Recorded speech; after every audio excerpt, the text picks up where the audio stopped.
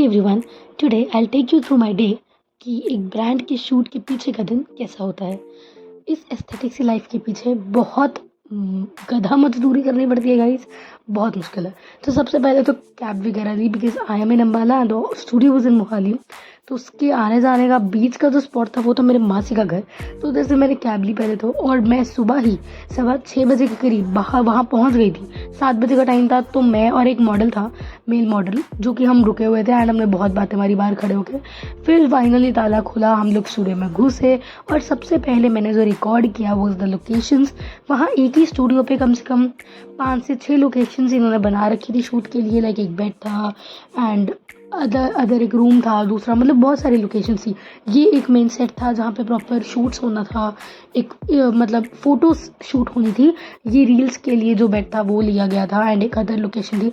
अब आ जाओ गधा मजदूरी पर। भाई बहुत सारा काम कराया इन्होंने, और टू बी ऑनेस्ट काम मुश्किल था, क्योंकि जिस लड़की ने अपने घर पे कभी कपड़े प्रेस नहीं किए उसने उधर 50-60 कपड़े प्रेस किए हैं।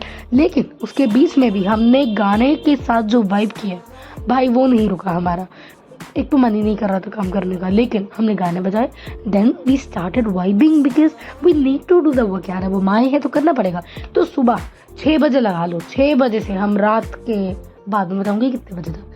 तो यहाँ पर लाइटनिंग्स एंड ऑल सब सेटअप हो गया था। हमने क्लोथ्स वगैरह आयरन करके रख दिए थे सारे के सारे। यहाँ पे हमारा मेल मॉडल फाइनली तैयार होने लग गया था एंड यहाँ पे जो हमारा मेन मैम थे उन्होंने, और ये डिज़ाइनर थे, तो ये डिसाइड कर रहे थे कि क्या कपड़े किसके साथ जाएंगे। यहाँ पे कैमरास भी सेट हो रहे थे एंड हमारी फीमेल मॉडल भी आ गई थी, तो उनका भी रेडी हो रहे थे वो भी। Then we had coffee break and हमने 4 से 5 कॉफ़ीज पी है लिटरली।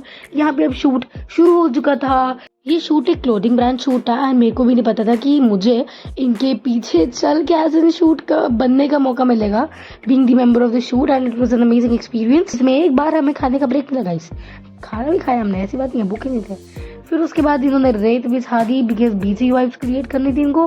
देन अगेन हमें अपने आप को रिकॉर्ड करना था काम करते हुए, बिकॉज काम करे ना करे रिकॉर्ड करना ज़रूरी है। Content guys, content.